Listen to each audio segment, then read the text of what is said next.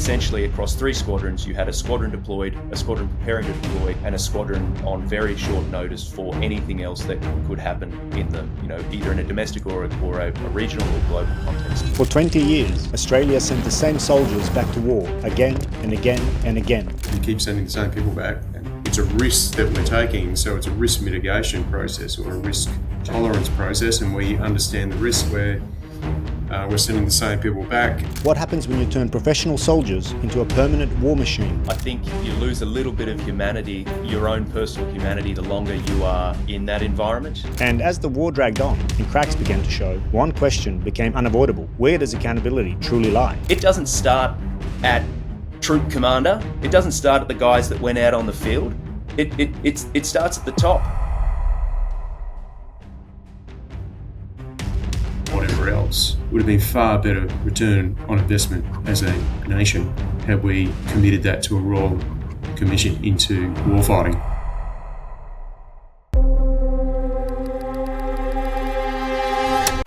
Welcome back to the Voices of War. Today we're recording the first episode of a 2-episode series unpacking some of the realities behind Australia's longest war through the lens of the recent award-winning documentary Bravery and Betrayal. The film sets the experiences of our special operations community within the wider pressures, expectations and contradictions of the war in Afghanistan, and offers a rare window into what was asked of our troops for over more than 2 decades. To explore the operational and legal terrain behind that story, I'm joined by 2 guests who feature prominently in the documentary and who lived it from inside the tent, but from different angles. First, Vando, who grew up in Niger before coming to Australia and embarking on a 24-year military career.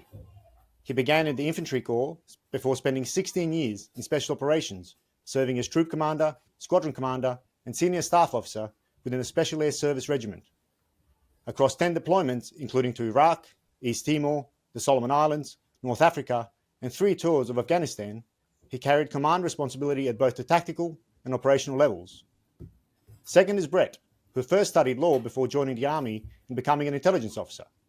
Among other appointments, he served as the Principal Intelligence Officer, the S2, at Commando Regiment, where he also passed the arduous Commander Selection Course, and later as the S2 for SASR. After transferring to the Legal Corps in 2007, he continued supporting Special Operations on some of the most complex legal and ethical questions they faced. With 5 deployments under his belt, including to Kosovo, 3 tours to East Timor, and an extended deployment to Afghanistan, Brett has engaged with the complexities of war first through the intelligence and later through the legal lens. Both men are now retired from the military, and together they offer an insider's view of how mission, law, operating environment, and human pressures intersected on the ground. All issues that Bravery and Betrayal has placed squarely into national conversation. Vando and Brett, thank you both for joining me on the Voices of War. Thanks, Maz. Good on you, Maz. Good to see you, mate. So just a quick disclaimer before we kick off. I've known Vando for a couple of years now, and we've talked about doing an episode for that long, really. And Brett, I know Brett from Afghanistan. We were both there at the same time, and he's certainly helped me out on a couple of tricky situations, if I can call them that.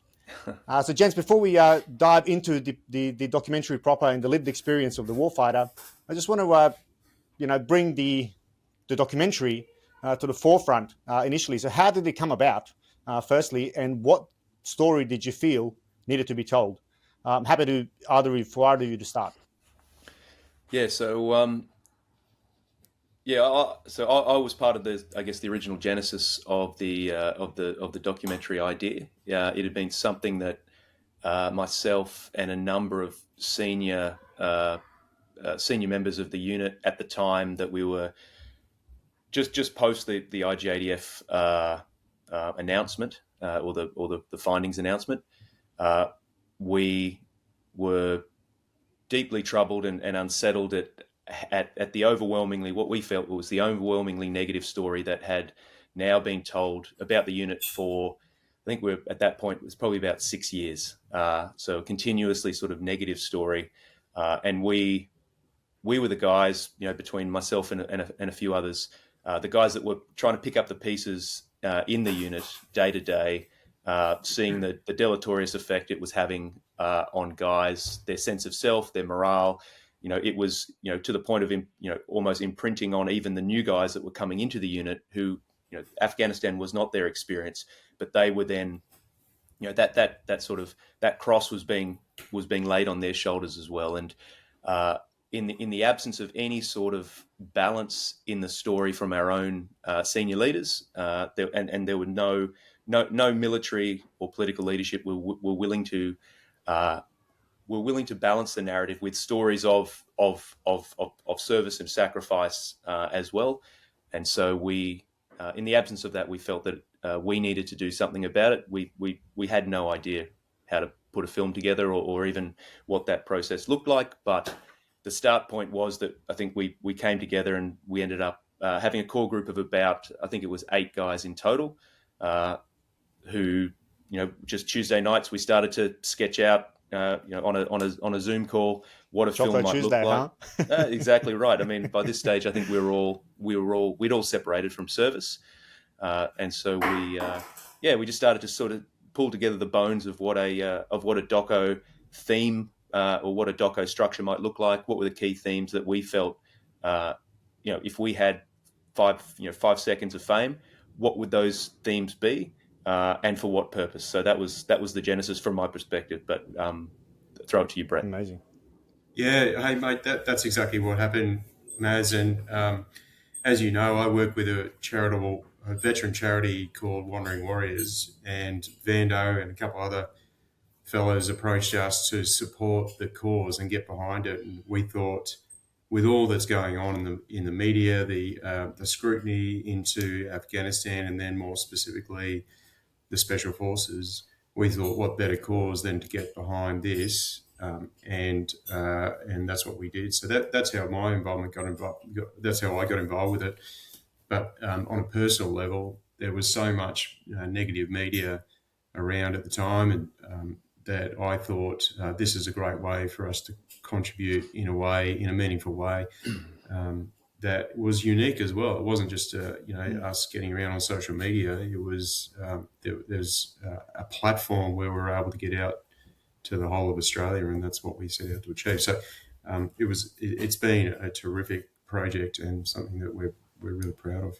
And you should be. It's incredible. But so from both your perspectives, how did you feel seeing the final cut? And did it capture what you wanted to capture? And, are you happy with what Australia's now finally get to see?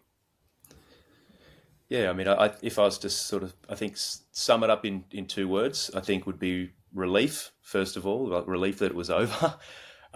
It was a long process. I mean, it was far longer than I actually thought it would be. It was really sort of 2 years, 2-year commitment to build the film and shoot the film, and then this last sort of 6 to 8 months, or almost a year, really, has been quite intensive, because we wanted to take it to the people. We wanted to do the in-person screenings with the question and answer sessions, so that we weren't just sort of faces on a screen. We're actually flesh and blood humans with all our fallibilities, imperfections, different views, and we could stand in front of an audience and say, "Hey, this is us. This is our story. Any burning thing, anything that you've ever wanted to ask, or that the film has raised, just ask us directly, as opposed to getting online and trolling, or because this social media is just this sort of hub of outrage, but it's so much more difficult to be angry at someone when they're standing in front of you. And so relief that was over, because that was a pretty significant process. And then I think watching it was sadness as well, because I think it's a sad story in our. It's a sad story in our national sort of tapestry of military history, and it sort of still makes me feel a bit melancholy when I watch it. So that's me. Yeah. What about you, Brett?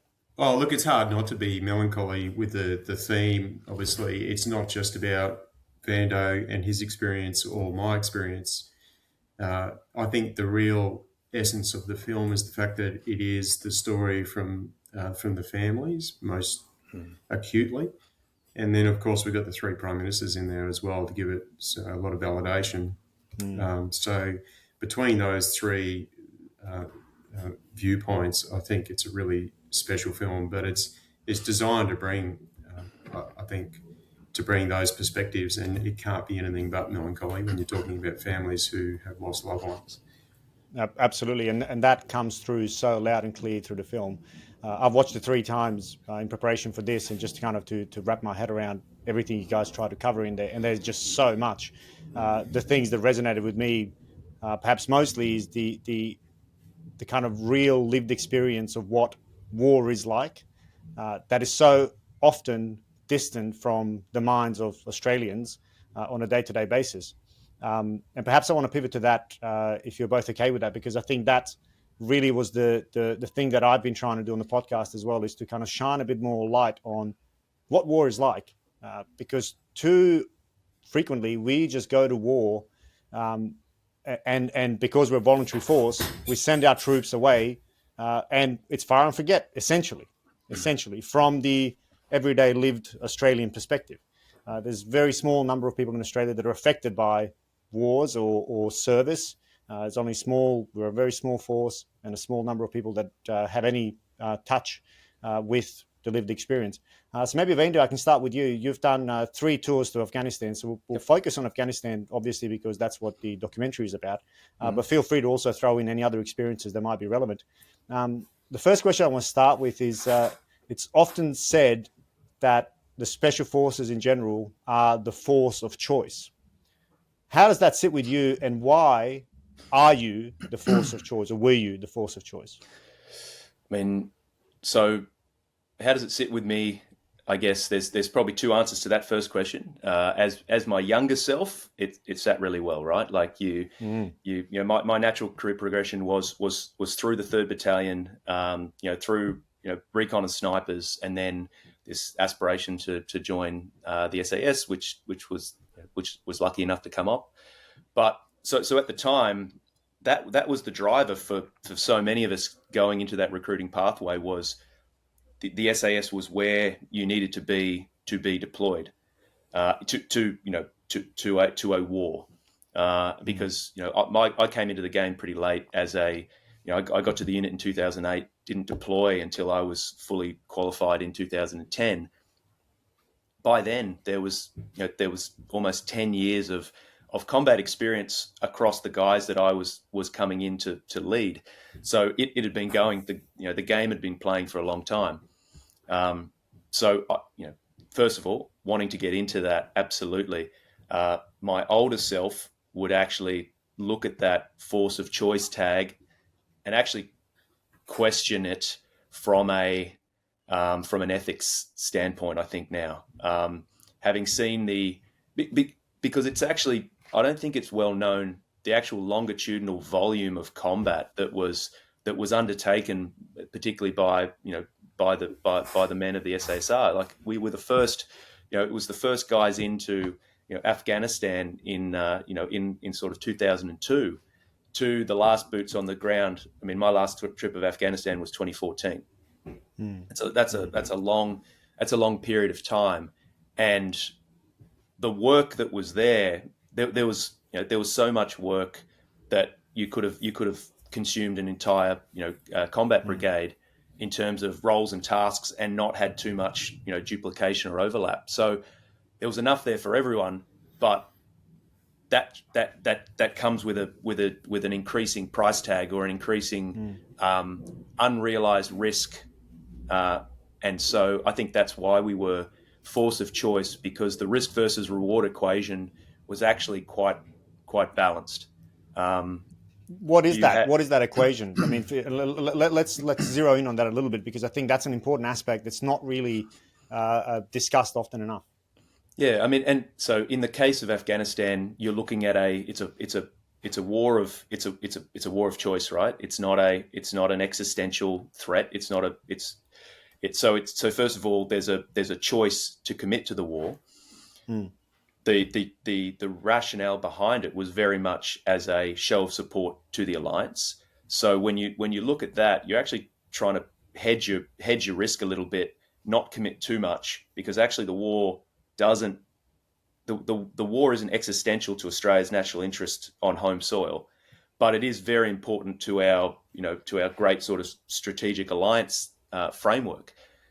the balance between how much is enough and how much is too much, that's the tightrope that I think the Australian politicians and senior leaders were walking. And I think they landed very squarely on the idea that for a return on investment versus the risk incurred, the Special Operations Task Group was the right choice, because for the volume of combat conducted versus the number of lives lost versus the operational effects achieved, it makes sense. You're avoiding the Vietnam effect of having 19-year-old soldiers coming home in body bags on scale, en masse. There's a public acceptance that when a special operations soldier or officer is killed in action, that they are a professional soldier. They're generally in their 30s, 40s. This is the life they've chosen. It's sad. It's a personal tragedy, but it's a national cost. Whereas, I think if, as soon as you start having a large number of young diggers killed, the Australian public very quickly starts to sit up and take notice. And therefore the war enters the national debate. Politicians are forced to rationalise or justify the war, and then it becomes a more difficult political tightrope. So, giving it to SOTG, allowing us to do the vast majority of the combat operations, and also wrapped in the secrecy that the SO community naturally is able to pull down in terms of the curtain. It was the perfect fit, I think, for a decade-long war. Yeah, makes absolute sense. What do you think, Brett? Yeah, look, everything Vando said, obviously, but I think it's also performance punishment. So you've got a unit that's demonstrated, or the SOTG demonstrated their capability over a period of time, and the more deployments, the better they got, which brings another set of issues. But also you've got a coalition force that were almost demanding that they had the special forces on their side, by their side during combined operations. So I think that when you've got those sort of layers sitting above you, you can sympathise with the leadership and the politicians why they wanted to continue to send. And I sat in planning rooms a couple of times in my career. I was fortunate enough and saw how good the SAS leadership was at selling the capability. So they were very good at that. And I like the fact that you bring it up as performance punishment, because the way I see it from a political perspective and defence senior leaders' perspective, it's an easy choice. The strategic risk and the kind of Australian public willingness to accept casualties, as Vando said, it's much easier to accept the loss of a special operator, which is all shrouded in secrecy anyway. So there's a perception that some of these operations are kind of very secret squirrel, deep in enemy territory, that sort of stuff, which without a doubt they were, absolutely. But having been there myself, I also have to reconcile with the fact that a lot of the operations, certainly when I was there in 2010 and into 11, many could have been done by regular infantry. But again, that risk of having young 19-year-old, 20-year-old grunts coming home in body bags, despite the fact that, many did. I think the casualty out of the 41, I think half is about SO and the rest are kind of infantry and others. So that really does make sense. But what doesn't make sense to me is that is an enduring policy towards this war. We've been there for nearly 20 or more than 20 years, and that remained the policy as governments shifted, as defence leadership shifted. We just kind of kept pushing that down the line as though, that's the band-aid for that problem. Let SO and, of course, our commandos and one commando included, let them carry the heavy load of the combat operations, and in many times to the displeasure of our regular infantry and other units who were more than ready and perhaps capable of doing those jobs. So how do we reconcile that fact? What haven't we done here? Because to me, it doesn't appear as though we're talking about this. The longevity and the enduring nature of these operations just doesn't seem to feature in our broader discussions. Brett, maybe you can open up on this one. Yeah, look, you're right, and it opens up a whole series of questions, and whether or not I don't know, but whether or not there were, you would think there'd be some sort of operational pause where we sit back and go, right, where are we in 2010? We've been there since 2001. What's the next 10 years look like? And I'm sure that occurred, but then it comes back to that political will. As Vando says, are we prepared to? And we've got a highly capable, greater army, greater military, and I felt for those people who were stuck inside a fob and weren't allowed out or within 100 metres of the wire, right? So, highly capable, but you've got that political unwillingness to, as Vando describes it, for young men to be coming home in body bags, and women, by the way.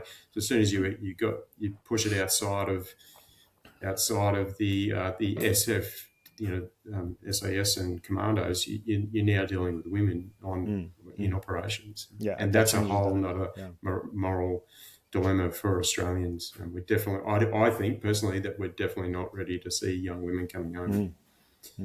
Especially for a war of choice, for a war of choice, and then Maz, you start getting into the fatigue issue and the desensitization of sending the same fellas into the battle space every at least every 4 months out of 12.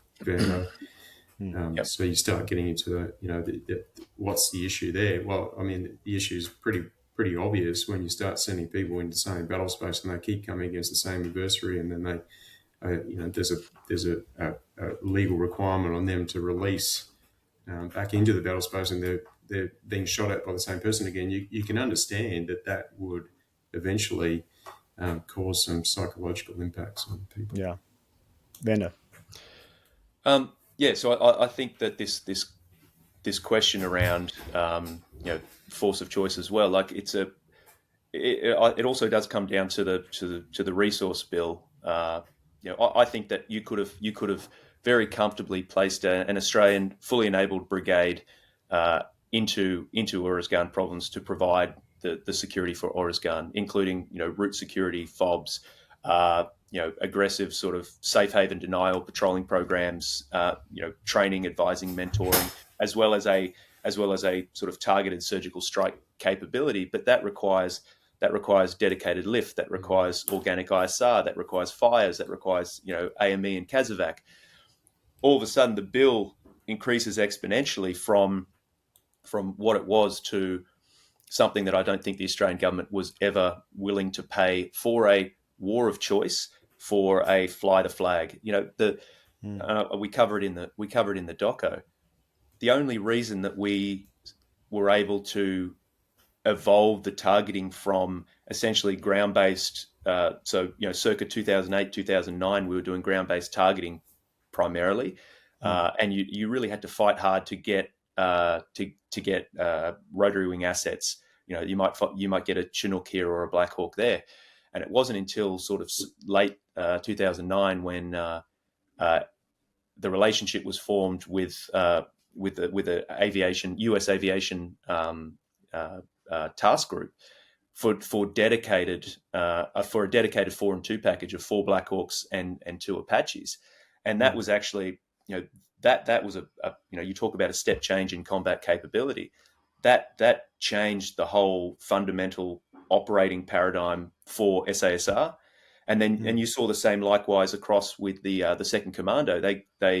They opened a whole nother line of operation, countering the counter drug trafficking, and that pushed their operational reach out into Helmand province in particular, and that then came with DEA rotary wing. So you've got this this lack of enablement by the ADF, but the operational missions, roles, and tasks that existed out there that needed to be filled were opportunities that the SOTG looked to fill, but had to sort of beg, borrow, steal to find assets, to find resources to do it. Now, if you talk about Australia taking over responsibility for Uruzgan, that resource bill would have been exponentially larger, and that comes with exponentially more risk. You have a fallen angel. If it's an Australian platform, now you've lost an Australian crew, you've lost the people in the back, and you've lost a multi-million-dollar platform. And we were never willing to take that risk. And that's a real issue for me. If we're going to war, if we've decided to go to war, despite the fact that it's a war of choice, which I have a huge issue with from an ethical and moral perspective, because it goes against the just war tradition that we so dearly espouse and shove down the throat of soldiers, the reasons for war and then the conduct of war. And one of the reasons to go to war is a last resort, which is a total contradiction when we're talking about a war of choice. So to me, this kind of waving a flag, and it's openly admitted, right? It's openly admitted. It was General Andrew Hocking who did the 20-year review of the Afghanistan campaign. He had a speech at ATFA, I believe it was, and he openly states, the number one objective was the alliance objective. Mm-hmm. That to me is a real issue for how Australia goes to war, because if it's the alliance objective, firstly, is that morally okay? Maybe strategically in our interests, perhaps, but for the people we're sending there, we're basically openly admitting that we're going to send those we're kind of okay with losing. We don't want to, but if we do, it doesn't look as bad. And then sending them without the equipment to do the job that we've asked them to do, so they have to, as you said, steal and borrow and beg, steal and borrow from our allies. To me, that is just irresponsible. And I think it requires some accountability as to how that's been done. And that the 20-year review doesn't talk about that at all. It doesn't talk about it. It mentions, lack of support and some operational tempo challenges, but it doesn't talk about our orientation as a nation and as our orientation as a defense force on how we should and ought to fight our wars. And this, I guess, brings me to the operational tempo question, because I think that's another really important aspect that Brett already mentioned. What was your operational? So you deployed for 4 months in theory, and then you had, I guess, 2 respite 4-month blocks ish. But maybe explain that to us, how that works, so that people understand what the tempo was for the operators. Yeah, so the year was really, each year was split into two. So you deploy, the deployment window was about 4 and a bit months. If you're in the command team, patrol commander, troop commander, squadron commander, you'd be a bit longer, because you'd go in a couple of weeks early to understand, start taking over the responsibility for the target decks, to go out on the ground, see how the last squadron was doing business. So there's an active handover of tactics, techniques, procedures as they relate to how the Taliban was evolving, how we were evolving based on new resources, new assets available. So it's about 5 months for command teams. And then, so you'd have a squadron in Afghanistan, say 5 months, a squadron preparing to go that would hand over, and then the third Sabre squadron would be at home in Perth, holding down the domestic counterterrorism and the offshore recovery capability for the ADF. So, and that was shared with the 2nd Commando Regiment, and as they grew in capability and capacity on the East Coast. But essentially across 3 squadrons, you had a squadron deployed, a squadron preparing to deploy, and a squadron on very short notice for anything else that could happen in the, either in a domestic or a regional or global context. So in other words, the respite piece is, there was no rest. No. Yeah. So yeah. Rest, you had to essentially rest in hide. You found as a troop commander, as a squadron commander, you looked to find opportunities to rest your guys where you could accept risk. But I have to say, having served in a coalition context with a tier 1 US unit, and having worked with the Brits as well, there's a reason why other like forces have 4 Sabre squadrons, and that's because you have a squadron deployed, a squadron preparing to deploy, a squadron holding counterterrorism duties, and you have a squadron on rest. It's the only way that you build long-term campaign sustainability into your force, if that is how you are going to be employing and deploying your special operations subunits, if you're going to be deploying them at subunit level, you have to have that force structure to be able to provide the requisite level of rest. I mean, we're talking about having guys that did 2 years on and off in Afghanistan, and then they're on their third year and they're on counterterrorism duties, but they're on such a short leash that they can't attend family weddings on the East Coast. They can't go overseas holidays because so you create this pressure cooker environment that doesn't end. Guys enter the pipeline. You've just finished SAS selection, 2 years of training. You're straight into the operational rotation model, and you get spat out 12 years later, completely burnt out because you've never rested, and the only rest you've ever been given is sort of organically when your troop commander says, "Hey mate, take a knee. We can do without you on this," or your squadron commander manages to sort of sort something out for you to take some rest. So it's or you get posted out of a Sabre squadron into a training environment that's considered rest, but actually you're just in the training squadron, and now you're running 15, 20 courses during the year. So and plus you've got to do your courses as well, your own promotion courses, development courses, etc. That's right. That all comes in there as well. Yeah, and I remember getting onto, coming from the 3rd Battalion where the operational tempo wasn't particularly high. We deployed to the Solomon Islands, we deployed to East Timor, but I think that was the reality of being in the battalion. We hadn't been deployed to Afghanistan yet at a battalion level, and getting to the unit and being on the reinforcement cycle, you've got all your assistant instructors, because you have to, not only have you got to qualify, you qualify on a skill, but then in your progression to become a patrol commander, you have to then qualify as an instructor on the skill. And so, across, roping, demolitions, close quarter battle, communications, med, dogs, snipers, you've got all these courses that you not only have to tick, but then you've got to requalify as an instructor.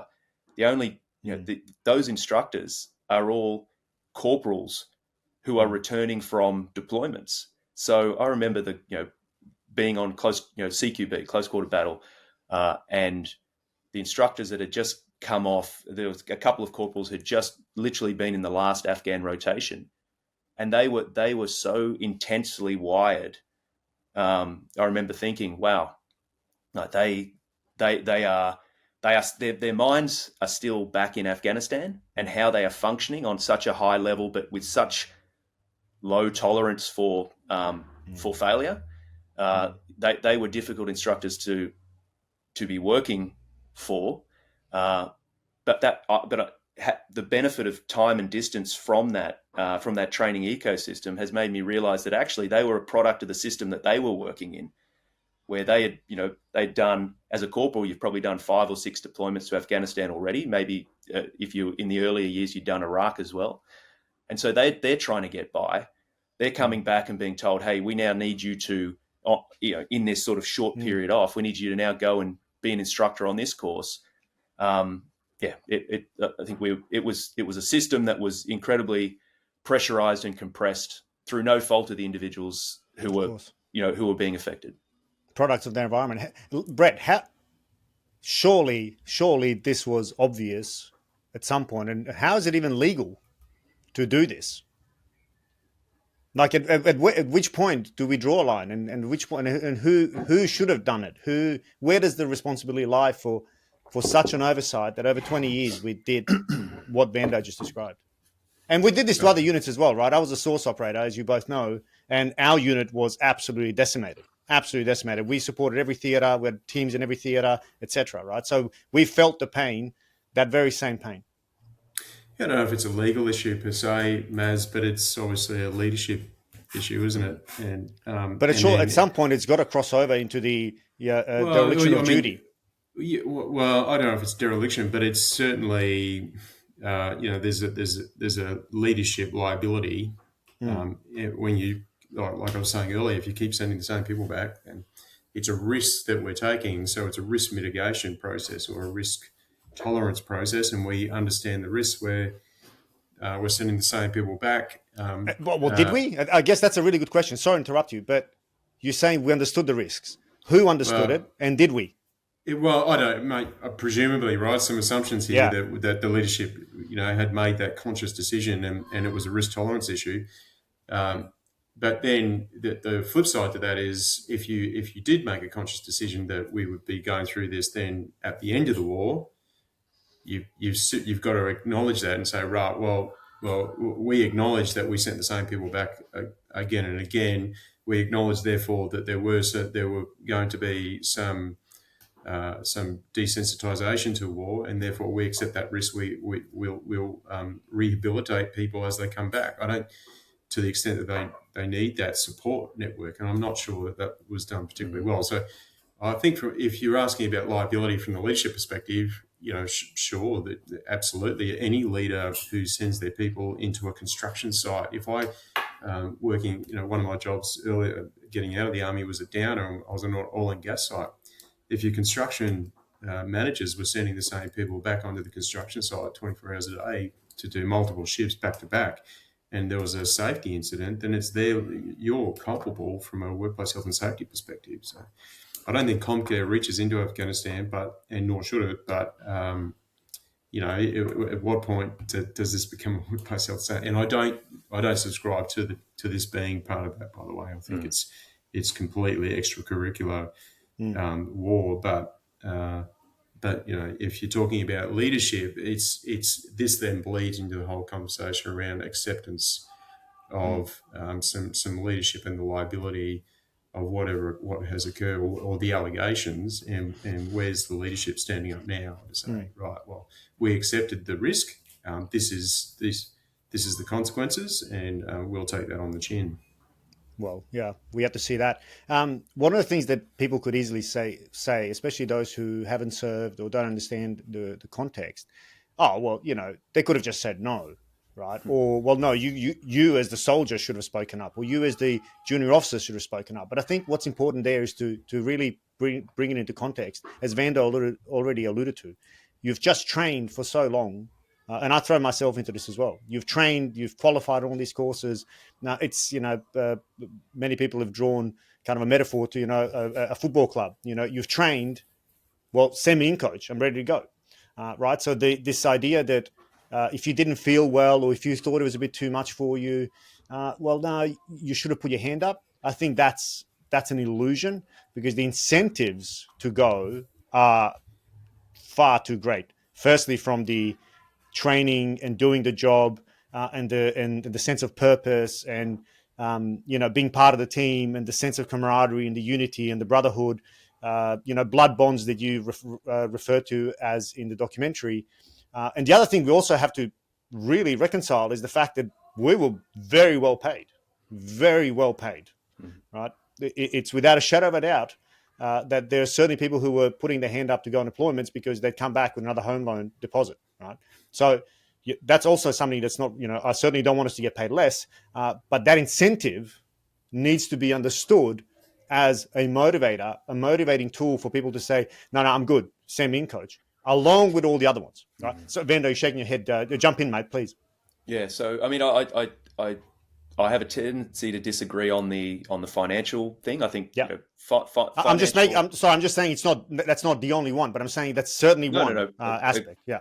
Agreed, and I agree with your. I agree with your premise. On the whole, I certainly found that financial incentives just they lose their incentive. They essentially become a hygiene factor, right? Like they become expected. So, and they just become sort of part of the background noise. I think the biggest stuff is what you touched on. It's that sense of brotherhood, not wanting to let the team down, having worked so hard for this as the pinnacle of your career. That's the front of mind sort of cognitive piece, or sort of rational piece. But then there's also the frog in the boiling water analogy as well, where the heat's getting turned up by degrees over a really long period of time. You actually don't realize you're boiling. And I can talk to that. That was my own personal experience, right? I got to 2015, 2016 and stopped sleeping, tried to sleep by putting a bottle of whiskey down every night. That wasn't working. Put sleeping pills down with the whiskey. That wasn't working. Felt like I was going crazy. And then eventually went outside of the unit. I mean, this is while I was a squadron commander. I was leaving work. I found an after hours psychologist, and I was going and spending 2 hours several times a week just sitting there trying to unpack what I had not realized had happened to me. And it was only at the point that I started to physiologically fall apart was at the point that I realized something was wrong, and I needed to do something about it. So I put myself in the shoes of an operator who had done 20 years in the unit. The pressure is continuous. There's always something to be doing in support of the team. There's always something to be doing in support of your career. There's always another operation that needs you.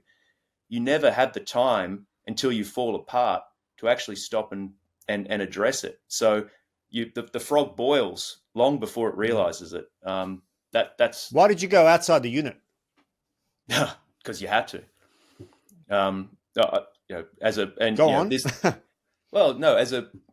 First of all, let's talk because there's an interesting piece here. I think there's a really interesting piece to discuss. There's a huge stigma around mental health. There's a huge amount of, and it may be just purely a reflection of my own ego, but my sense of self, having been a troop commander, squadron commander, was one of, you are impervious. You're a combat leader. You need to show up and be, bring your A game every day, because you've got a squadron of hitters that are looking up to you. And so for me, going internal to the unit was never an option, because it would have come with individuals talking, and it would have undermined my reputation, my command capability and capacity in the eyes of some. And so I was never going to allow that to occur. And so I went external, and I paid for it out of my own pocket. And that was a choice that I made, because I think at the time, if I had taken a knee, I don't think from a career standpoint that I would have been able to recover. Vando, sorry, Maz. Vando, do you think that's changed now, mate? Do you think a squadron commander could now throw his hand up? I don't think so.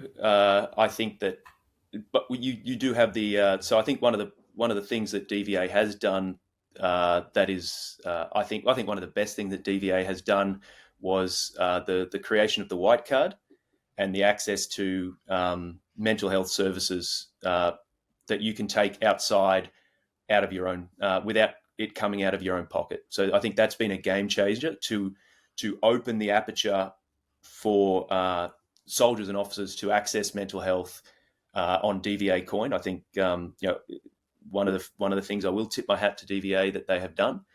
I think that the culture in the unit, I mean, because of the nature of what it is and what it does, weakness is very poorly tolerated, because the you can't have a fail point anywhere in the operational chain. You just simply can't have it. It's the mission, the men, and me, and me comes last. So. And the team relies on each individual operator, especially in those kind of small units. Completely. But if you did have if you built an operational model where there was a more significant respite window where individuals could access mental health outside of the day-to-day operational pressures. So if for instance you were a squadron commander, but your squadron was on leave, taking sort of significant amounts of leave and maybe doing some training, perhaps that there would be an opportunity there where you weren't under the microscope, that your decisions weren't being interrogated day to day, that you weren't standing up and being required to lead on a daily basis, that you might be able to access, within defence mental health services, perhaps, but I'm not sure. What did it look like from your end Brett? I mean, obviously, maybe tell us a little bit about what a legal officer does and what that looks like on the ground in support of the Special Operations Task Group. Because again, that's one of those things that's very poorly understood. That we even had legal officers, and we did as HUMINT as well, and very, very stringent rules as to what we could and couldn't do. So yeah, maybe tell us a little bit from your perspective what the kind of operational tempo looked like and live on operations. Well, it was 24 hours for me, and that's because by day we'd have things going on, and then by night we often had things going on. So it was highly intense. But I describe it, Maz, as the best legal job in the country, and I'd go back if I had the opportunity to do it tomorrow. If Vando said let's go, I'd pack my bag right now, kiss the family. It was an amazing opportunity as a legal officer, because I was at the pointy end at a nationally strategic capability, assisting this SOTG with everything from operations law through to humanitarian laws. It was the whole gambit. There was contractors there, working on the base. So there's a commercial element to it. So it was the entire gambit, but most acutely, obviously, it was the laws of armed conflict that were being applied at the time, and then all of the various policy, the layers and layers of Australian, ISAF, US policy that applied. So I was very fortunate, and I took it that way, and I took my role very seriously, as every legal officer does, and it was a privilege to be providing that legal support. So what did a day in the life of look like? I mean, so Vando's out with his guys.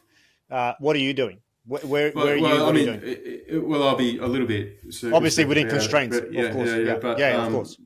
It was a long time ago, but that varied, mate. So often I like to think that I had I was a trusted legalo by comparison to a lot of the others. So very much everyone who's an enabler to the SOTG is often seen as an enabler and not necessarily welcomed in. I had a good background with both the units that I was there, that were there, and including the engineers.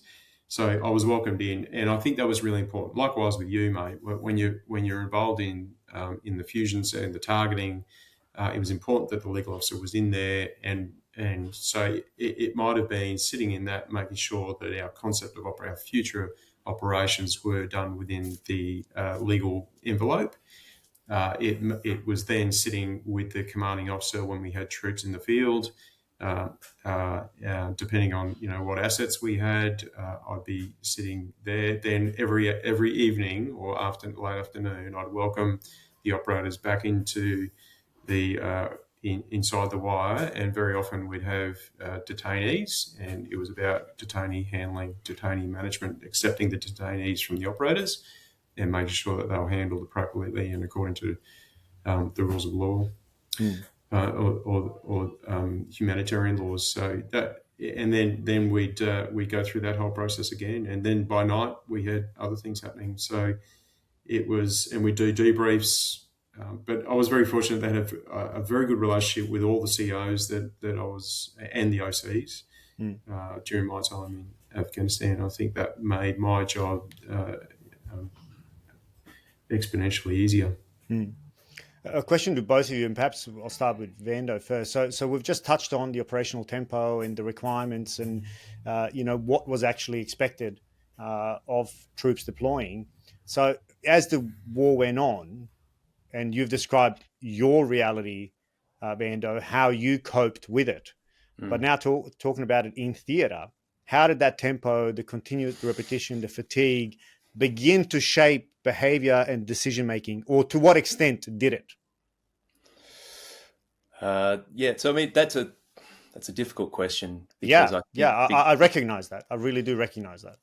So I can, again, I like to talk to my own my 100%. I guess my own experiences rather than sort of guessing about others. But I will say that over successive deployments to Afghanistan, I feel that it does affect you from you feel yourself hardening, for starters, and I think I can I can talk about that pretty honestly now. What does that mean, hardening?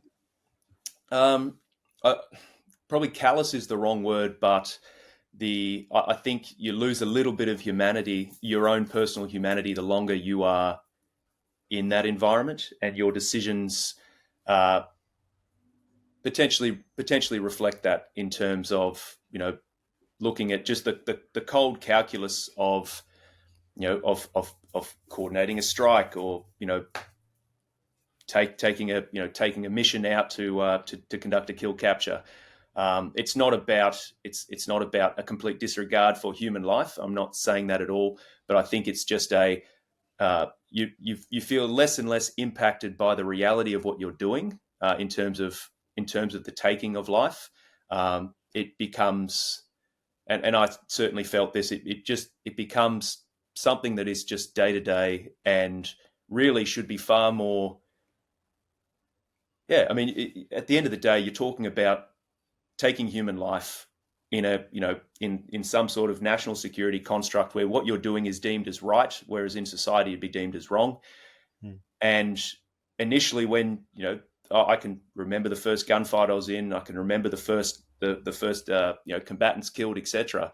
And it's a morally shaking experience, but it becomes progressively less so, and then it just becomes routine. And I think that is something that is a reality. That is a reality across time. But I think it is nevertheless something that we should acknowledge, because it does affect the decision making. It does affect your decision making. It affects how you are, the lens through which you are looking at the world around you. It affects the decisions you're making out on the battlefield.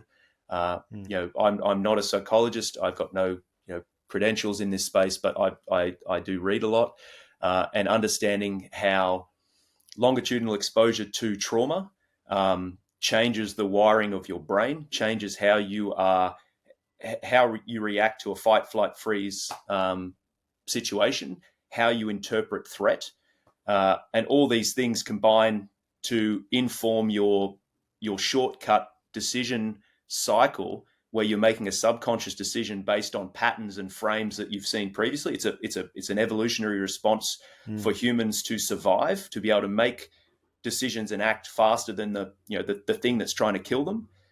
That extrapolates out onto the battlefield, where we become imprinted increasingly with a series of patterns that may or may not go more rapidly towards a lethal decision. And this is, and I'm very conscious of the question I've asked, and my intention is absolutely not to tarnish or to in any way try to expose something, right? I come at this from a very personal perspective, which is why I started doing a PhD on this very topic, on moral degradation on operations. Because I come at it from as I said, I'm a child of Bosnia. The first person close to me that was killed was my uncle in the war. I destroyed a kitchen nearly. It took 3 adults to restrain me from the anger that I felt. And as people kept on dying that were close to me, that sense of anger and rage was muted over time. So much so that the last person that died in my family was my paternal grandmother, the only grandparent I've ever known. I didn't even shed a tear for her, right, at that point.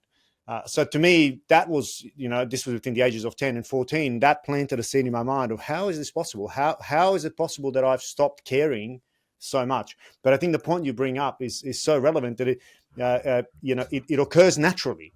And something I've said on the pod a number of times, when we accuse those of having done wrong, right, we deny them the very humanity that we accuse them of denying their alleged victims, right? Because regardless of how special you guys are, how well trained you are, how responsive to the environment you are, you're still human. And what you described is very human, and every human will experience that sense of degradation over time if continuously exposed, like you said, longitudinally to some sort of trauma. Again, that is not something that's discussed. And I think that's something that sits squarely with ADF leadership, with political leadership, and it needs to be part of our review of Afghanistan, and it wasn't.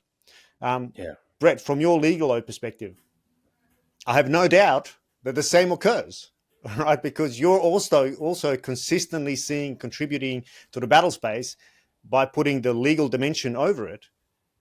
Can you talk to perhaps your own sense of evaluation of or change in how you perceive the threat picture, or perhaps even other legalos that you work with? Is that something that the legal profession, which is considered to be kind of cold, hard, clinical, because it's by the law, by the book, is that something that that exists in your lived experience as well?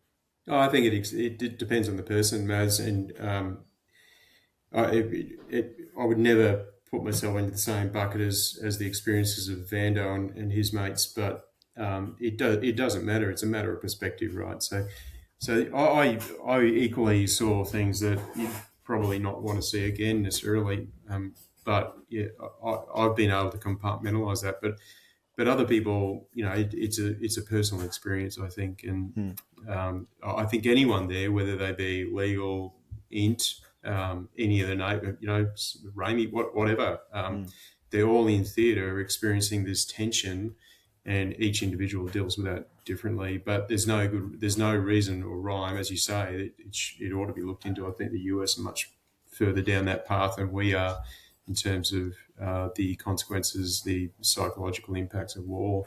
But yeah, I don't think you necessarily need to be an operator, but obviously at the acute end, you've got great sympathy for what we did with all of our operators, no matter what, and our infantry who were sitting out on a fob, being shot at and not being able to respond. So I think it's very personal, mate. But from my perspective, I'm fortunate that I had what I consider to be amazing experiences. I'm immensely proud of what we did as an organisation. I was immensely proud of the people that I worked for and what I saw in the field. And that's actually part of the reason why I'm sitting here today, is because I believe in those people, and the whole of Australia ought to believe in those people as well, because they did us proud. How did the catch and release policy affect you? And because you already alluded to it earlier, the challenges of that. But even as a legal officer, how did that affect you? And then we'll go across to Vando, because I dare say there would be some additional context there as well. And maybe describe to us really the problem here. What is the problem for those who don't understand what catch and release means, or what it meant, or what transpired in the battle space through this so-called policy? Yeah, well, I mean, it was a detention facility that we had. So we always attempted to detain people during the process, and Vern will have a perspective on that. But when we brought detainees back, then they went through a process, and there was only a period of time that we could hold a person legally. And we did that. They were out of the battle space for a defined period of time. And then if they were deemed to be high value, then we would process them up to the next level of the legal system. But if they weren't, they were then released back into the field. And lo and behold, and Ben will tell you this, that they'd pop up again and be shooting at the guys again. So we did, I'll just jump in quickly with the rule of law cell that we established when we were there. It was a great initiative, I think, where we were trying to establish the rule of law in Tarankout, and then hopefully that would take hold, and then it would sort of, by osmosis, reach its way into Kandahar and elsewhere across Afghanistan, and where we were actively detaining people for the purpose of putting them through a judicial system in Tarankout. We were training the prosecutors and the judges on the rules of evidence, and then hoping that would result, eventually filter in a local rules of law, Afghan style. So not necessarily an Australian code of criminal code, but it would be Afghan style. And I think we made some real inroads, certainly during my short time that I was there, but I know it filtered on and it gained some success. But we often saw people prosecuted, go through the process, sentenced for a period of time, whatever that might be, and 7 years, whatever, for murder or manslaughter or whatever. And then they'd pop back out. So it was obviously there was all sorts of problems with their... And usually not after the 7 years either. Oh, no, like days, like literally days. So it was a turnstile effect. But the impact of Vando and his, those guys, the operators in the field, I couldn't be worse, because these people were shooting or very worse, killing coalition forces and our partner forces, and then popping back out, and we'd catch them and then they'd pop back out again. So you can see how that would have a real profound effect on our soldiers. Vando? Yeah, I mean, it was a pretty contentious topic, to be honest with you, because imagine as a troop commander standing up in front of your troop and sort of saying, "Hey, this is the here's the next target that's popped," and it's a guy that we bagged earlier. It's a guy we detained and brought back earlier in the trip. I was really lucky.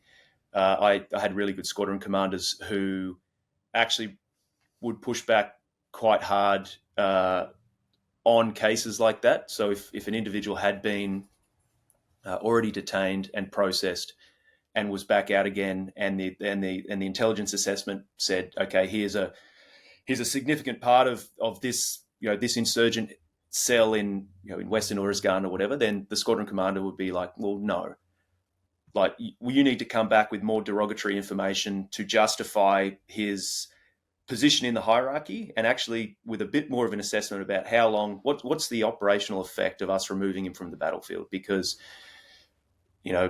increasingly the risk of going out when it was basically a 50-50 of whether you'd get into a gunfight or not. Every gunfight, there's a risk that someone in the troop will die, and if the return on investment for that is a guy's going to do 2 to 3 days in the detention facility, get a fistful of cash and walk out and get put back up on a target board. I think unanimously the view was in my troop that, well, no, like that's not a good use of the assets. That's not a good risk to the US helicopters. That's not an appropriate risk to Australian forces or the Afghan partner forces that we had to take out with us. But yeah, I mean, it was a running joke in FE Alpha that the catch and release piece was some guys would get really upset about it. Some guys would be able to sort of just brush it off and just focus on the job. But I think towards the back end of the trip, there was an increasing focus at the command team level of not going after targets that were not worth the risk. Also, it's going to, without a shadow of a doubt, incentivize you to make this a kill rather than a capture mission. I mean, it would for me, right? Yep. Like, it absolutely can undermine the entire legal piece that Brett was talking about through no fault, absolutely no fault to the operator. I would have done exactly the same thing. Fuck it. If I'm going to get this guy the 7th time, sorry, see you, champ. Right? And I don't say that callously or ruthlessly or to be, wary. No, but that's just the reality. I mean, how many times do you need to detain someone for them to be filtered through a hugely corrupt system by our standards? And this actually brings me to the next question that I want to talk about, is the cultural lens. How realistic was it to expect to succeed, certainly in the legal space, in a ecosystem, and I use that word intentionally, that is where justice and law are practiced and exercised so vastly differently to back home in Australia? Obviously, that's a question to you, Brett. How realistic was that? It wasn't realistic at all to expect that we'd have some sort of liberal democracy sitting across Afghanistan by the end of our time there. That was just not. But what was potentially achievable was some sort of Afghan version, Sharia law version of the rule of law, and that's what we needed to happen. And we were on this pathway of handing over to the partner forces and to the Afghan government, and it was then beholden on them to instill this throughout the country. Unfortunately, the way we withdrew, the coalition, obviously the US forces in a mad hurry, what seemingly appears zero sort of strategy beyond get people out. It seems to have undermined everything that was achieved there. But was, at the micro level, as we saw the impacts of putting people through a quasi judicial system there, we saw there were positives out of that. It turned people from necessarily, prosecutors from being corrupt to being actually prosecutors and doing their thing. So I think, but it would have been a 50-year campaign. It wasn't. Yeah. It wasn't a short burn. Yeah. And I think we just need. That's part of the problem. That's part of the problem. Right? It's the nation building piece. Yeah. It's the nation building piece. Yeah, that's right. Just coming back quickly, just before we move on, that last point you raised about the incentive to kill within the rules of engagement, and it was always amazed me that the guys would bring back these detainees who could have been killed through lawfully through the rules of engagement. Yeah. The ROE would have given them permission, but they brought them back because of the humanitarian side. Yeah. But can I just jump? Yeah, I was going to say, can I jump in on that, Brett? I mean, just by way of statistics, I think in was it rotation 16? We detained probably, they called jackpot, but probably about 30 insurgent commanders across a 5-month trip.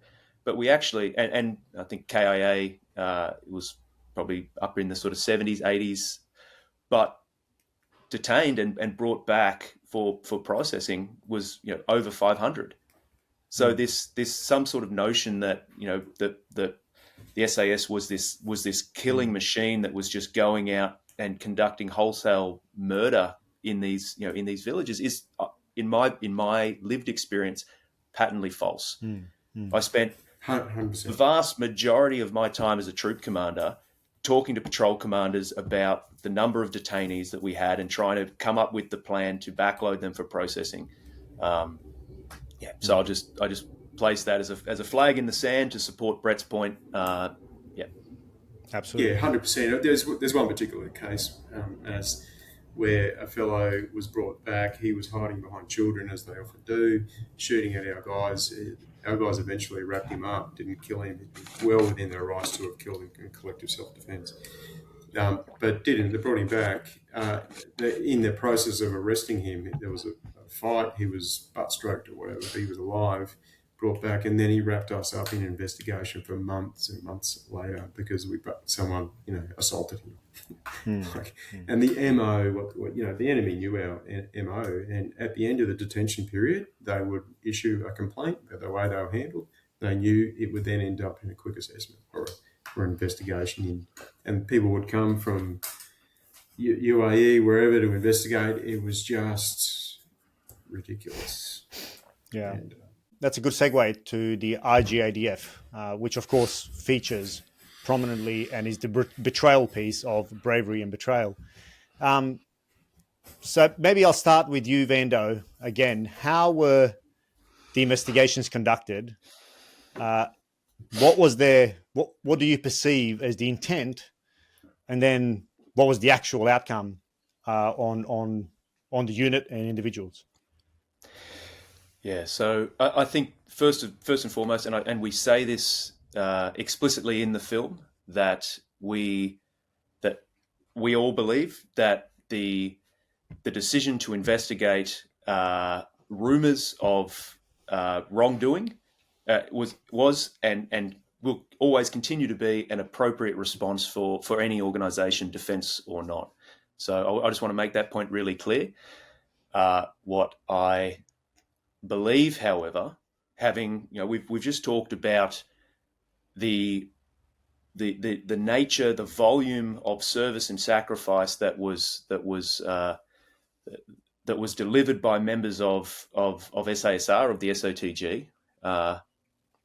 I think the IGADF as a process was utterly devoid of any compassion, utterly devoid of any humanity about how it approached the soldiers involved. So I think it would be a fair assessment if I was conducting an investigation, looking at the looking at the audience for that investigation, I think it would be a fair start point to say there's probably some pretty serious repressed trauma, excuse me, in that population. I think that would be a fair start point, and probably a lot of it due to the, as I talked about, the enduring constant pressure that you are under in your career in special operations.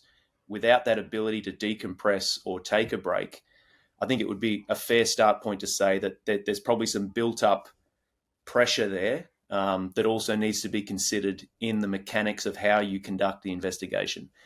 And I'm going to be very careful with what I say here, but I was a support officer for one of the guys that went through the process, and it horrified me.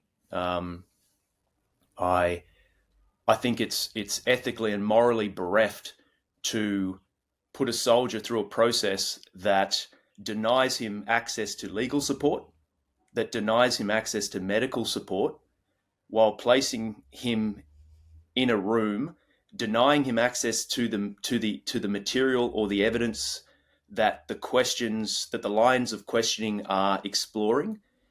We're talking about instances, patrols, etc., that might have happened 10 years ago, and you're asking a soldier to remember clearly what happened on that day out of, that's one day in 1,000 days of his cumulative combat experience. But you're asking him to remember what happened on that day, where on the other side, you've got access to all the patrol reports, all the after action reviews, all the debriefs, any incident reports, sit reps, etc. So you've got all the cards. The soldier's got none. And then to make it worse, you're a judge. You've got your board of QCs and SCs. So it's a pretty significant power imbalance in the room. Oh, so you're sitting. Sorry, just to see it visually. So the person under investigation or under questioning is sitting against opposite a number of not one or two investigators, but so QCs, etc. Correct. So Brereton and his panel of investigators who are supporting him, and then you start flashing up photos of all the people, of all the combatants that were killed on that trip. Brains hanging out, jaws blown off. You want to, what effect are you going for if you set the deck like that? You're going for a dynamic re-traumatizing of the individual. You're going for some sort of psychiatric shearing to get them to open up in some way. And I think that you can't do that in any legal framework to anyone in Australian society. So why could you do it to a soldier who's given his entire adult life to serving his country? And that power dynamic can't be underestimated, because also I have no doubt, as the soldier on the other end, you're also thinking that any and every answer you give can and will be used against you, and could be the end of your career at the very least, if not the end of your freedom at the worst.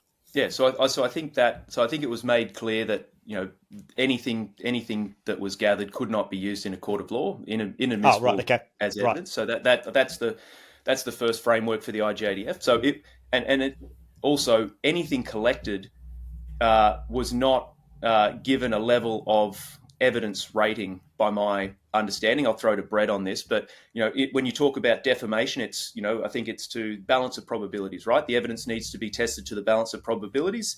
In a criminal investigation, it needs to be beyond reasonable doubt. Now, the information that was collected within the IGADF investigation does not meet either of those two evidence thresholds, and I'll throw to Brett for that because I'm not a legal officer. And also build on that, Brett. Build on that. Another question: what was the point of it then? Right. Look, it's. Yeah, so Vando, maybe you should consider a career in law, mate. But look, it's deeply concerning with the stories that I've just heard from Vando, but Vando times everyone I've spoken to. And my role beyond beyond the army was to provide a legal support service to those potentially affected persons.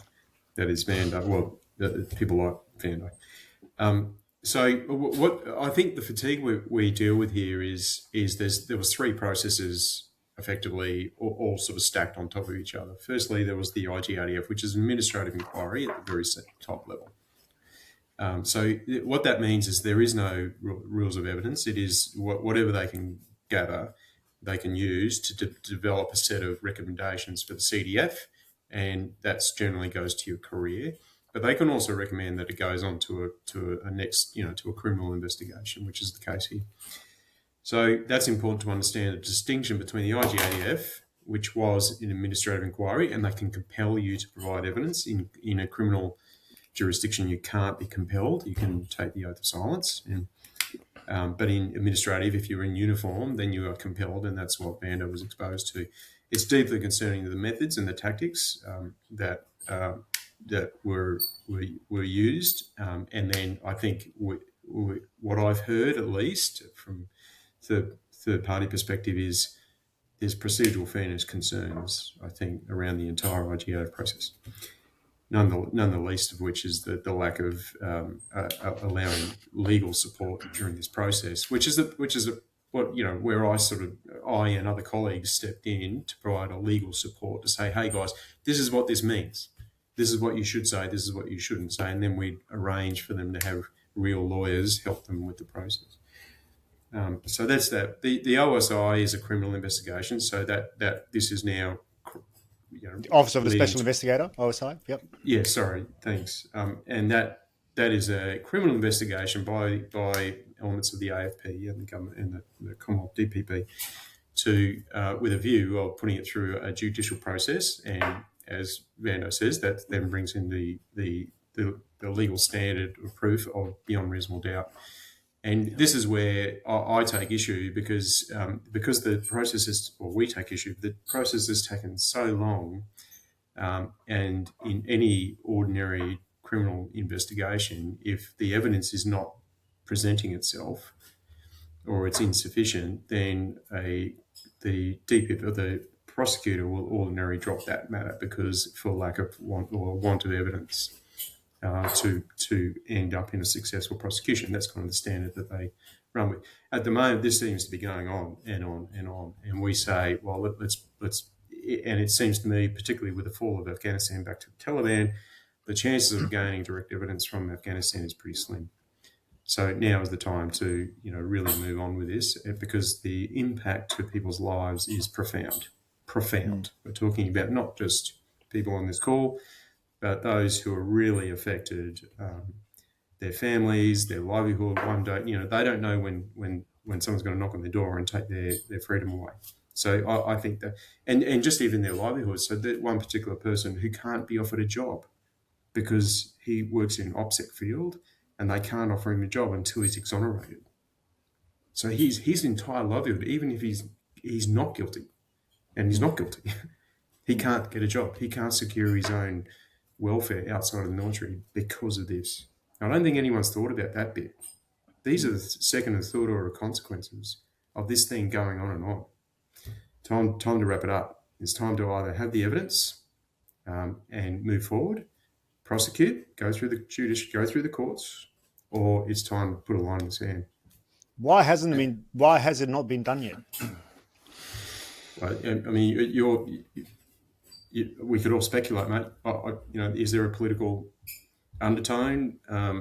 If they were, what would it be? As in, and this is where hypothesizing here. So I'm not going to hold you liable for your hypothesis. But if there was a political angle, what is it?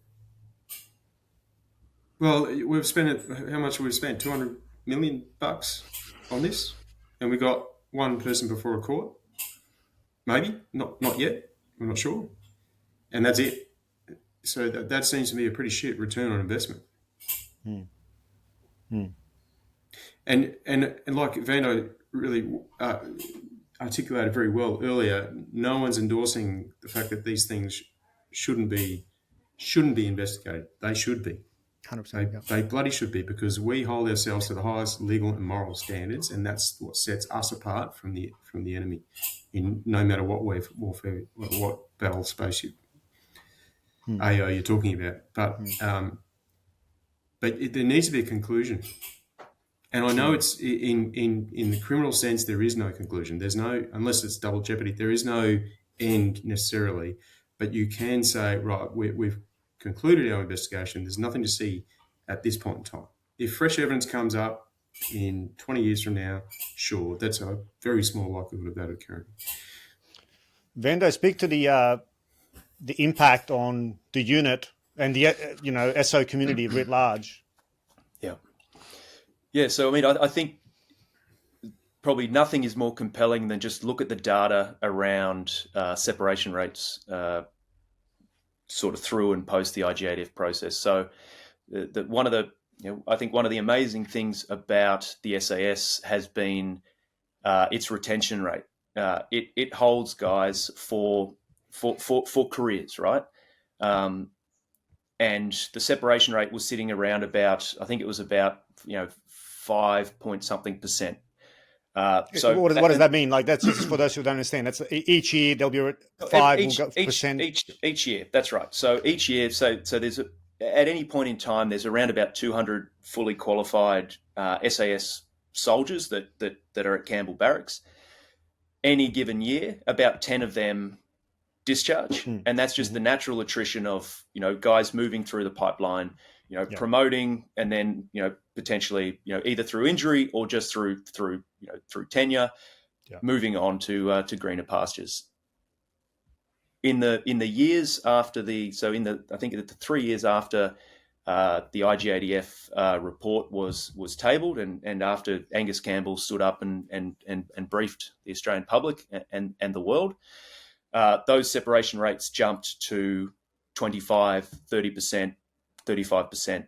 And over the next 4 years, we lost probably about over 100 operators discharged.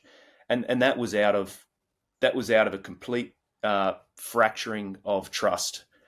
I think there was a lot of moral grandstanding and pontificating that didn't need to happen. I think all Angus needed to do was stand at that dais and say, I have the report. It is disturbing. It is not who we are as an army. And if the allegations are proven true, we as an organization will take action. But that is the next step. The allegations then have to be tested to the standard that we hold ourselves, all Australians are held to under our judicial process, under the rule of law in this country. That is democracy and rule of law in action. That's all that needed to be said.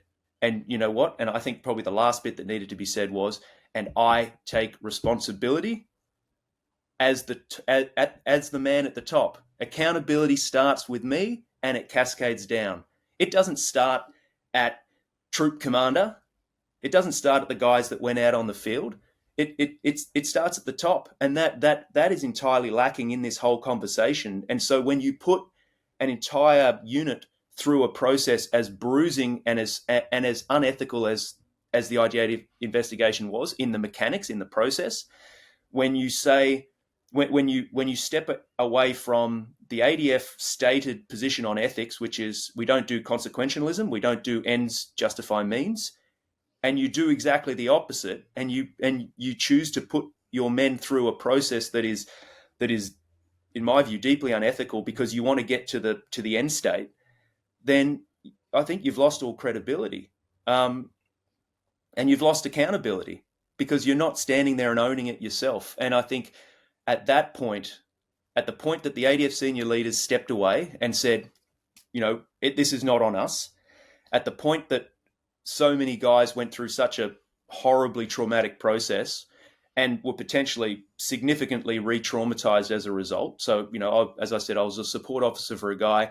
He was going to his third interview. He was suicidal. And he was like, we had two psychiatrists trying to get him into a facility. So we had him admitted to an acute care psychiatric facility in Perth. And we were liaising with Brereton and his staff to delay or cancel the third interview, and the response was no. He will be there and he will answer the questions. It's like, at the point that the welfare of the soldier is secondary to the predetermined outcome, all trust is broken between soldier and the organization. And at that point, you saw a mass exodus from the unit, and I think that was unnecessary collateral for a process that could have been handled far better. Mm. And it speaks to this huge point, or the lack thereof, of, again, international humanitarian law, the jus in bello, how we do war, how we conduct war, and the jus ad bellum, the reasons we go to war. And again, just recently, a podcast came out with Major General Chris Smith, who's the Deputy Chief of Army, and this question was addressed. It was a Cove podcast. And there was this kind of, they danced around the issue, but it was all about, can we hold someone accountable if they were, that far away? And that seems to me where this lands. And it is so frustrating to me that that's where it lands. Oh, well, they were so far away, therefore, can we hold them accountable? No, fuck off. The last hour and a half, we've just spoken about the conditions you had enabled. And when I'm saying you, I'm saying the senior defense leaders. You enabled it. You enabled the rotation of these guys time and time again. The moral degradation that comes along with it. If you didn't know, you should have known, and you should have done something about it. Because now saying, well, we sat in El Minhad, which was so eloquently put in the documentary. You know what? That doesn't. As again, someone said in the documentary, I think it was Andy, might have been. It doesn't pass the pub test. It really doesn't, right? And also, it doesn't pass the pub test on accountability, on leadership. How many times, as all of us as officers in the ADF, going through all our officer training continuum, leadership, accountability, stand up, and now, where is that leadership? Where is that moral courage that we expect and want from our leaders? And that to me is a huge. That to me is also part of the direction of duty. I would say, because to me that undermines the entire system. And as you rightly point out, Vando, I'm absolutely not surprised why people left. And maybe I'll pivot on moral injury, because I understand PTSD is prevalent, without a doubt. Moral injury is only just being introduced as a recognised condition. But I have absolutely no doubt that moral injury is even greater than PTSD. What's the thoughts? Maybe Vando first, and then Brett as well. Yeah, I mean, I think that there's the concept of of moral injury forward in the battle space, but I actually think that the moral injury of you grow up in a culture where you believe that we're a family, right? The ADF is a family. And going up the chain, each layer above you has a vested interest and a care in your well-being and your success. And when that is proven to be untrue, when you have this complete, we call it, that's the betrayal part of the film, right? But when the ADF senior leaders step away and say, you are guilty, you are culpable, but we are not. I think that potentially has created some of the greatest moral injury, because it's created a fundamental fracturing of what you thought to be true in your own moral code. That as a family, the ADF would at least, the individuals above you would at least accept responsibility for the conditions that created you at the coalface. Yeah, that's right. When you join the army as a young person, you join with that ideology of wanting to serve your country and serve Australia and all those things, and you believe, and it's rammed down your throat throughout all your training cycles, whichever pathway you take, that it's all about integrity, It's all about leadership. This is what leadership means, and it means standing up and supporting the people who report into you. And when you see that in the most acute fashion now, and it seems to me it's about self-preservation, let's be honest. Completely. That's completely missing now. And the silence is deafening, which is why we put a documentary out there. Yeah. Because And the it- silence and it's- is deafening. Absolutely. One other aspect that I just want to touch on is, so as I've alluded to, I started a PhD on moral degradation and using Afghanistan as a case study and what I wanted to investigate, the moral degradation of, soldiers, perfectly noble, righteous soldiers, and how the environment then shapes that person. Everything we talked about already was basically the kind of intention of my studies. And because of that, I was actually invited to deliver a brief to the OSI, and I hope they won't mind me mentioning it, but it was an unclassified brief, so nothing in there was particularly sensitive. It was basically laying out what we talked about. I looked at the kind of organizational factors that contribute, the environmental factors, the cultural factors, and then individual factors, and I laid it out through this lens, very much to what we talked about, and I opened up with my own personal experience of what I've already mentioned, from Bosnia, and why that question stuck in my mind. But one of the things, and the presentation was meant to go like 40 minutes and 20 minutes of question time. I was there for an hour and a half because there was a lot of interest, to my initially surprise, because I didn't know what to expect. And it was the full OSI from the DG down, all the investigators, everyone. It was part of the kind of annual gathering and whatever. And what caught me by surprise, truly by surprise, was afterwards talking to all the investigators, seniors, etc., was the overwhelming message that the people they're investigating are people who normally, and this is paraphrased quote, they would normally have at a barbecue on a Sunday, and they would be the kind of most interesting person at that barbecue. But now they're kind of investigating. And the message that I walked away with is they actually didn't understand truly the context that they're trying to investigate. And as another one told me, we investigate bikies, criminals, right?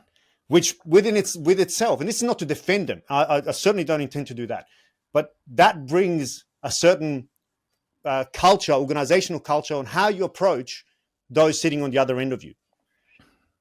But that there was no pause forced upon them or an explanation of the context that you're talking to people who've got 20 years of experience, of combat experience, who've worn the uniform proudly, to kind of treat them in the same manner as the bikies and the criminals that you're investigating. Otherwise, to me, that's, I don't know. It's very hard for me to place the blame on the individual investigators, despite the end result. But from kind of trying to put myself in their shoes, what their lived experience is, what their day-to-day life is, what their patterns of behavior are, and their habits organizationally. And I think it sits much higher than that. And that to me is also another question of how do we allow this to occur? And the defense, and you made the point in the documentary, Vando. You threw it square at the defense senior leaders, that the disappointment was with the defense senior leaders. How could they stay removed out of this? How did that occur? Why was that possible? That all of this happened, with you as the support officer, in an office somewhere in Perth. How did that happen? How was that allowed? What was there no? I would imagine there was, but what was the resistance internally to the process, and why was it falling on deaf ears? I mean, you couldn't resist the process. The process was the process, and it was directed from the top down. So it was us. So I'll take a step back. I will say throughout this whole thing, I'll come back to one word that I think sums it up, and that was a lack of compassion. So compassion has been lacking throughout. You talk about that, you talk about the I guess the context of investigating bikies, etc. And I remember a clip when this was all coming out, and someone was interviewed in Sydney, or it was interviewed and said, well, if this happened on the streets of Sydney, it would be murder. And I felt that just so wrapped up the approach that was being applied. Yeah. A simplistic, monolithic murder investigation type criminal lens. And I feel that we are better than that as a nation. I think that we've got enough, I think Australians are naturally a relatively compassionate, egalitarian type society. We care for our neighbours, etc. And so I actually think the first question should be, or the first step should be, to walk a mile in the other person's shoes. And that story was never told by the ADF senior leaders. There was a very, a very sort of strict ethical lens through which they were looking at it, without attempting to tell the story, paint the picture, set the context as the start point to then build the process that actually will allow you to take the soldiers through and the officers through at every rank from the top down, and pull those levers of accountability whilst engaging with and respecting the service and the sacrifice that all those individuals had gone through. I think that's been, it's been sorely lacking throughout, and I don't think that the ADF has learned a lesson from that. I don't think that that's, I think if we go through this again, and we'll go through this again at the next war, I think you'll go through it after every war. It'll be the same. It'll be there'll be a feeling at the top that they need to be seen to be taking action, but without that sort of adequate level of compassion. So, Brett. Yeah, it's a great point that Vando makes, and I think it's this. You talk about moral degradation, Maz. It's this over 20-year period of time when we start out with a load of support, and then over time it becomes non-newsworthy, and then it becomes newsworthy because someone drives a big fills the media with a void because there's nothing coming out of the ADF to provide information to the Australian community. So there's a whole series, I think, of flaws in this and the way that we campaign it, and communication plans need to be well campaigned as well. But for all the planning we trained on, there wasn't a lot of decent planning in this one. This is perhaps a good place to wrap up the discussion. But I'll ask you both one last question.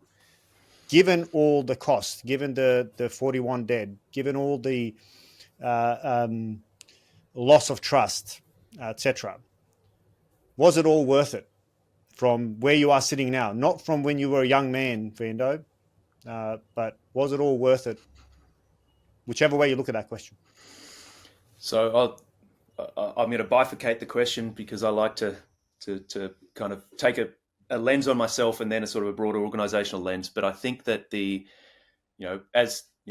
me at 44 years old, circa late 2025, I'm firmly of the belief that you should never regret your actions, or you should never regret the journey that you've been on, as long as you've learned something from it.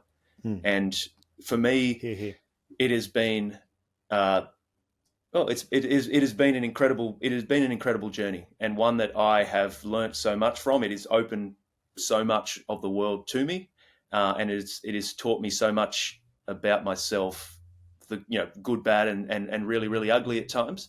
But it has been worth it from a personal perspective, from an organizational perspective, or from a national perspective.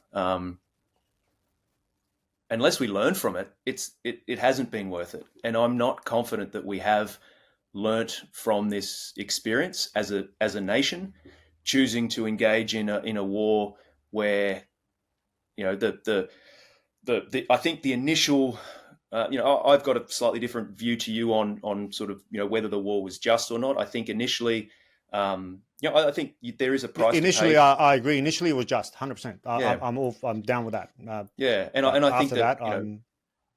I mean, I think that you look at it sort of from a geostrategic context, and we are a we are a large landmass with a small army at the bottom of an archipelago, in a non sort of Anglo part of the global sphere. So alliances do matter, and so I think the price to pay, the price to play for being part of an alliance is contributions to occasionally the war of choice rather than the existential war. So I believe that the entry point to Afghanistan was just. I believe our Western hubris and sort of the end of history type mindset just sent us down a decade-long rabbit hole that we didn't need to go down. But we need to learn from it in the same way that I feel that my experience has been worth it because I've learned from it and grown from it. Us as a nation, we have to do the same thing. And I feel we are still unwilling to pick the scab and learn those hard lessons. We're learning lessons in isolation, but I don't think we're stitching it together into some sort of coherent, learning or wisdom that we can carry through to the next war. And I mean, you're always fighting the last war, and I'm not saying that the lessons we learned tactically would be relevant in the next one, but I think there's some great strategic lessons, some sort of that contract between the military and society and the political structures. That stuff. There's stuff that we need to learn there, because I think that if we don't, what's the last 20 years been for? Yeah, that's right. 100% agree. Brett? Yeah, look, Maz, personally, I guess I broke down as well. Personally, yes, the last, my time in the military was amazing. I had incredible experiences. So, and I got to develop a brotherhood, without being misogynistic about it, but you know what I mean, like a bond with people that is unbreakable. And I carry that today, and I'm very, very privileged to have those experiences. There were good experiences and there were bad experiences, and I think on the whole, personally, it was an incredible time to be in the army.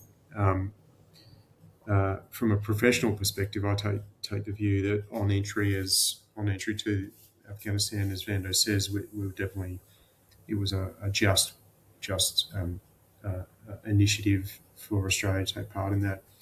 Over time, it became about our international policy alliance with the US, and I support that for everything that Vando said. I think the fact that we are so isolated, it's very clear when you fly from the US back to Australia how the tension lifts when you get back to Australia. There isn't, whereas when you're in the US, there's this tension because there are wars on the doorsteps in Europe. There's wars in the Middle East thriving, but when you come back here, it does feel very isolated. Feel very lucky. But we've created that luck through the security blanket of over the last many years. And I think when you think about our alliances to the US, I think back to World War II. Vando mentioned the other day when we were talking about the last real conflict in Australia was then with submarines in the harbour and whatnot, bombing in Darwin, and it was the US who sort of jumped to our. So they're long memories that I think we ought to hold, and without them, without that alliance, I think we're in a particular precarious situation, particularly in this era when we have particularly imperialistic neighbours who are, as you read the paper on the weekend, planning to sail around, circumnavigate Australia again. So I think that's an important alliance. But did it go on too long, and was the messaging right? I think when we went in there, it was absolutely right. The messaging needed to change as the war changed and as the imperatives, the mission set changed. But I don't think that was really clear. So we could absolutely do that better. And then, of course, the exit was just mayhem. And I think we're seeing that. What I do want to say, just to conclude my remarks, is the money that we have spent on IGADFs and OSIs and whatever else would have been far better return on investment as a nation had we committed that to a Royal Commission into warfighting, contemporary warfighting. Had we spent that money, we could have covered off all of these points that we've raised today. Yeah. Maybe it would have exposed war crimes that were 0.001% of occasions, but it would have addressed all these other issues that we've touched on today, which are pretty deep. So if that would have been a better return on our money, I say. Thanks, Maz. Agreed. And on that note, whilst I think there's some aspects of our alliances in geopolitics that we might agree, but that might be time for another podcast. But on that note, I just want to thank you both for the time you've given me. I think we've addressed a lot of the questions that I had in my mind, and you've both done it so eloquently and so openly and honestly, and I can't thank you enough for that. And on top of that, I want to thank you for your service to the nation and what you've done, and for now, showing moral courage, dare I say it, to speak up and represent those who might not have the ability to do it.